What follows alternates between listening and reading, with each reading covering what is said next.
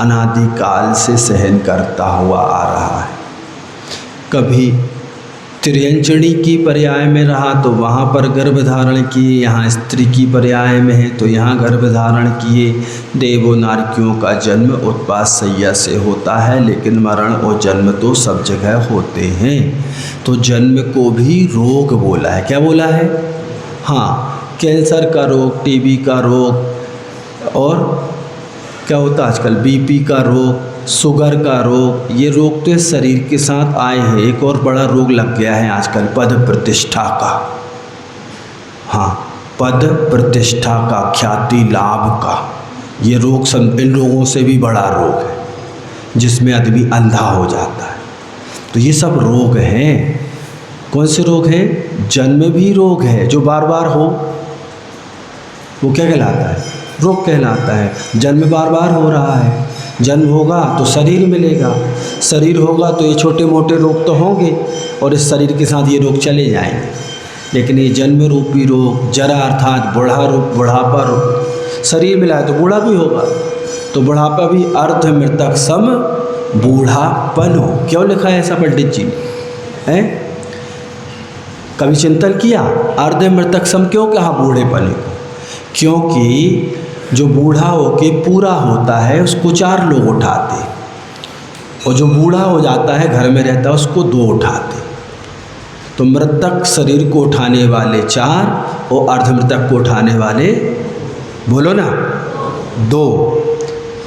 पकड़ो, 2 हाथ से पकड़ो, 2 टांग से पकड़ो, उठाओ, ले जाओ, तो अर्ध मृतक सम बूढ़ापन हो। इसलिए वहाँ पर कविराज ने लिखा है।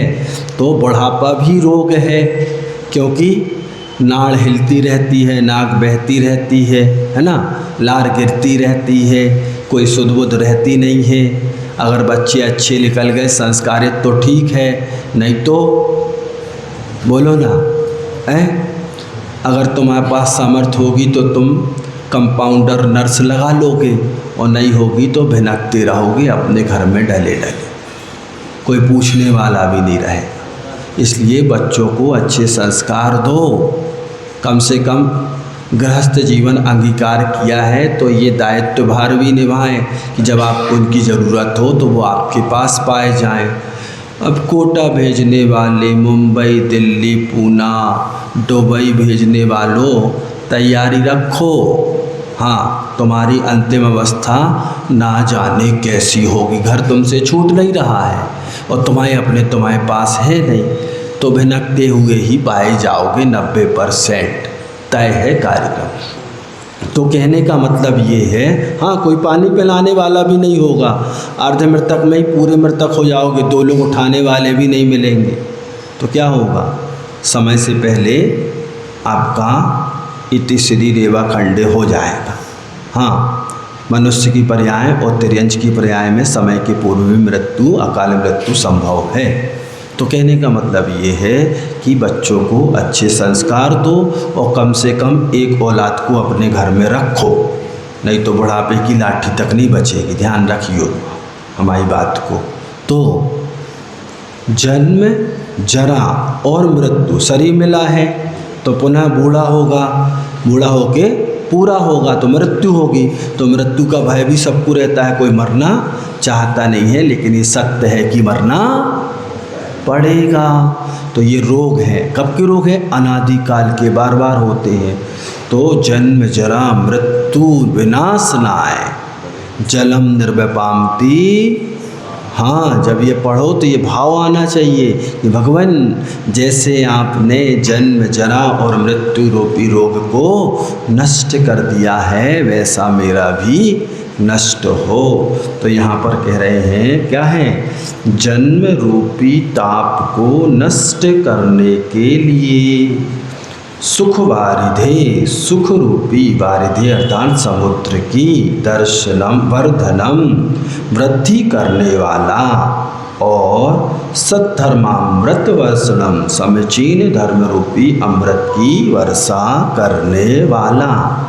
कैसा है आपका दर्शन? भाव समझ में आ रहा कि नहीं? ये शब्द है तो बड़े सरल, पढ़ने से आपको भाव समझ में आ जाएंगे। एक बार थोड़ा गौर से ध्यान से सुन लें। जिन चंद्रस्य जिनेन्द्र रूपी चंद्रमा का दर्शनम दर्शन जन्मदाह विनाशनम, जन्म रूपी ताप को नाश करने के लिए सुख वारिदे, सुख रूपी समुद्र की वर्धनम वृद्धि करने वाला और सद्धर्मामृत वर्षणम समीचीन धर्म रूपी अमृत की वर्षा करने वाला है। भगवान का दर्शन अद्भुत है, अपने आप में परिपूर्ण है। क्या है?